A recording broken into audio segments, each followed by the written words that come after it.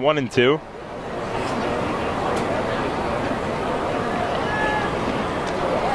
The pitch is way inside, high and tight as he has to move his head away and duck back. I'll run things to 2 and 2.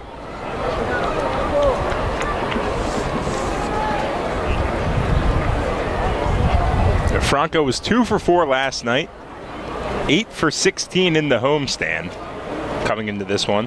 The 2-2 is swung on and ripped to right field. It'll get down in front of Pietrzak. That's a base hit. Carlos Franco continues his sweet hitting ways as he gives York a leadoff base runner in their half of the 4th inning. He came in 8 for 16. He's 1 for 2 today. So for the homestand, he's 9 for 18. Basic math is telling me that's a 500 average. And I'm pretty certain about that one. Don't get me started. So Franco stands on first. Isaias Tejeda, the batter. 1 for 1 today with a double. I'd rather mix in a real hit here one of these days. Tejeda, 317 on the year, no home runs, 20 batted in. First pitch is inside as he gets ahead 1-0. We have a situation I'm watching in the dugout. Chong and Fletcher talking with Minor, and it does appear to be a finger that they're looking at. Revs have Tago loosening in the bullpen. Oh man, he's been pitching well so far today. Would hate to see him have to exit this one early due to injury. Next pitch at Tejeda is way outside. He's ahead 2-0. Revs pen has been good and are ready for the situation. Don't have a ton of men down there as far as bodies are concerned, but they have been impressive.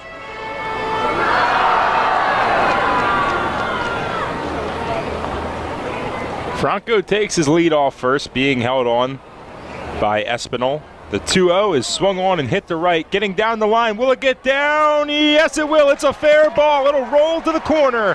Franco's at third. Tejeda in the second with his second double of the ball game. This one he fights off the hands, it seemed like, down the right field line, away from Pietrzak, putting it in the exact right spot, giving York a huge threat here. Runners on second and third, nobody out.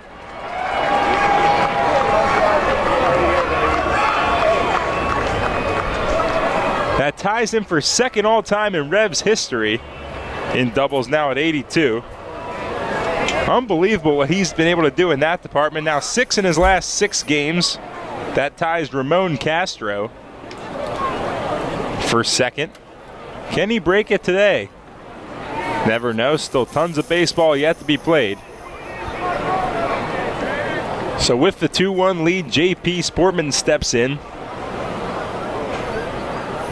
First pitch to him is fouled back to the screen. JP grounded into a fielder's choice his first time up. 314 on the year, 3 home runs, 19 batted in. Infield back, so really anything put in play here that's not a pop-up could plate Franco.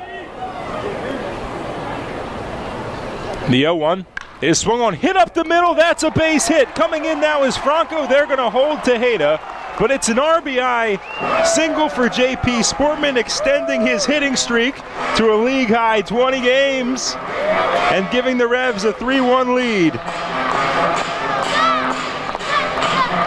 When will the streak end? We do not know. But all I do know is that JP not only made it 20 games with a base hit, but also picked up RBI number 20 on the same play. It's the 10th 20-game hitting streak in Revs history. As he continues to climb the leaderboards in the batting average department, JP Sportman, just an unbelievable June. You've heard me say it multiple times, but it's worth being said over and over again because it has been just spectacular. First pitch to Castillo's hit on the ground through the hole at first and second. That'll score Tejeda. It's back-to-back RBI singles for York. This one off the bat of Henry Castillo. as the Revs extend their lead to 4-1 here in the bottom of the 4th inning. 4 straight hits for York to start the inning. Still nobody out. Runners on first and second. A man who is working on his own hitting streak now at 9 games, Wellington Dotel, coming to the plate. 8 hits already for York. And if you cannot tell, I am excited.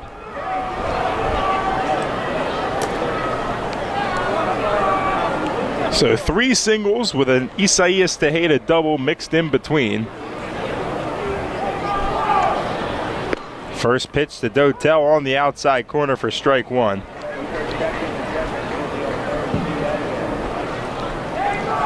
Balls have all been hit really hard too. No gimmies in this one.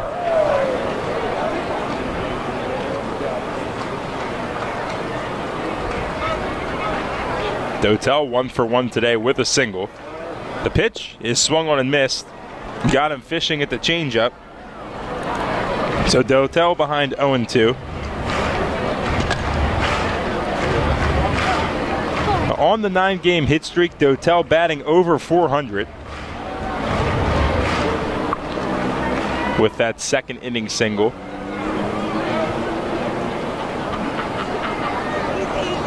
Sportman with fantastic wheels stands on second base. Henry Castillo, about an average runner.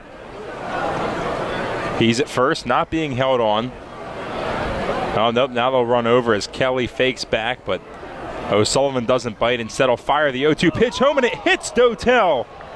Dotel is hit by a pitch with the count at 0-2, and the bases are now loaded with none away.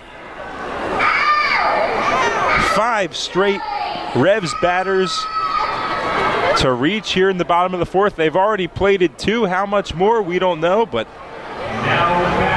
it's fun. That'll bring up Angeles Nina. Dream situation for him. Bases loaded, nobody out. 6th York batter to walk to the plate in this frame. Long looking from O'Sullivan, gets the sign. The first pitch to Nina, swung on, hit the right field. Going back now is Pacioli. Will he get there in foul ground? Yes, he does. He makes the catch in foul territory, but J.P. Sportman will tag and score. That pushes the lead to 5-1. It's a productive out for Nina. Sacrifice fly. 3rd RBI of the inning for York.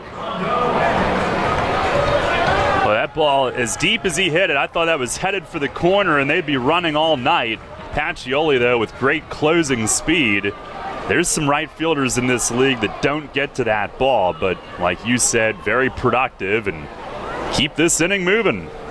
So 1 out here. Alvaro Rondon, the batter, he swings at the first pitch and pops it foul behind the skybox level and where we sit for strike 1.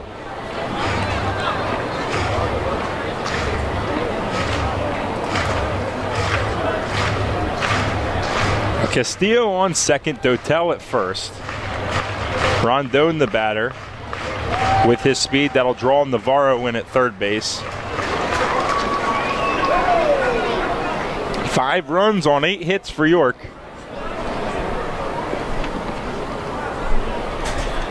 They check back at the runner. He's in sliding. That's Castillo.